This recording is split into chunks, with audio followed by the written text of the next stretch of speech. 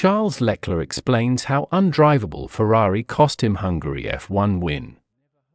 A problem with his Ferrari F1 car chassis ruled Charles Lecler out of the fight for victory at the Hungarian GP. Charles Lecler has lamented an issue which may have cost him Ferrari's only shot at victory in the 2025 Formula One season.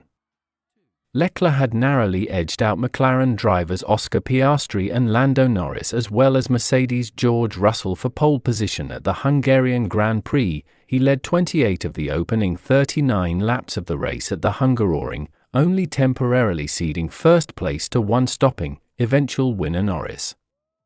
However, as he came under pressure from Piastri on lap 40, the Ferrari driver suddenly lost pace, to the point that he lost 37 seconds to the Australian over the last 30 laps of the contest. "This is so incredibly frustrating," Lecler fulminated over team radio. "We have lost all competitiveness. You just had to listen to me. I would have found a different way of managing these issues.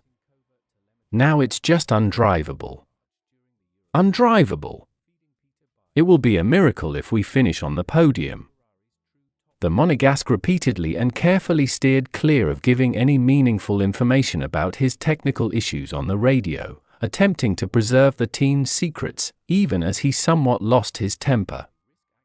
However, speaking after the race, he owned up to misinterpreting the situation and admitted there was no need to berate the Scuderia's engineers.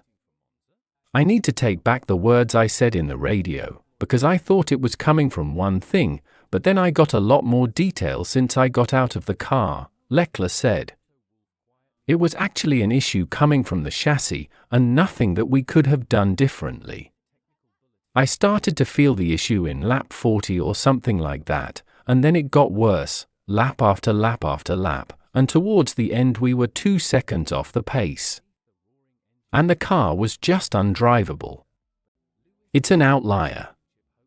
It shouldn't ever happen again, but I'm still very disappointed.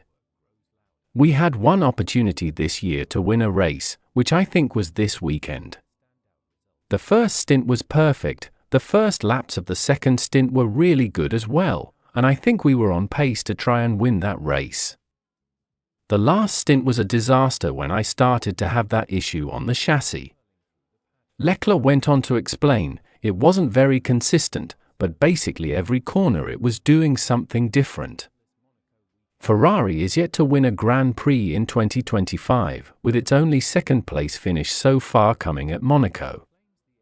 The fact that Lecler contended for victory at the Hungaroring, which is the second slowest track on the calendar after Monte Carlo, doesn't give him much hope for the remainder of the campaign against dominant McLaren cars, which even today were very, very fast. "What gave me hope of winning is that we were starting first, and with the dirty air it's a struggle to get past. I think Oscar probably had a bit more pace than me, but couldn't overtake," Lecler added. "I don't think we are going into the second half of the season thinking that we can win anywhere, and that's what makes the frustration even bigger, because we knew that this was one opportunity probably over the season and we had to take it, but unfortunately with this issue we couldn't do much." Leclerc's collapse was compounded by a 5-second penalty for erratic driving after he moved under braking when defending the final podium position from Russell.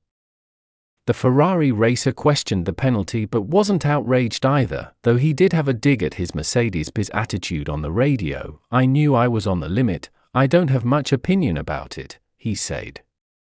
"I felt like I moved before braking, and then I brake, obviously angling my car towards the apex, which is normally what I do. But I can imagine George being quite vocal on the radio, it's normally the case."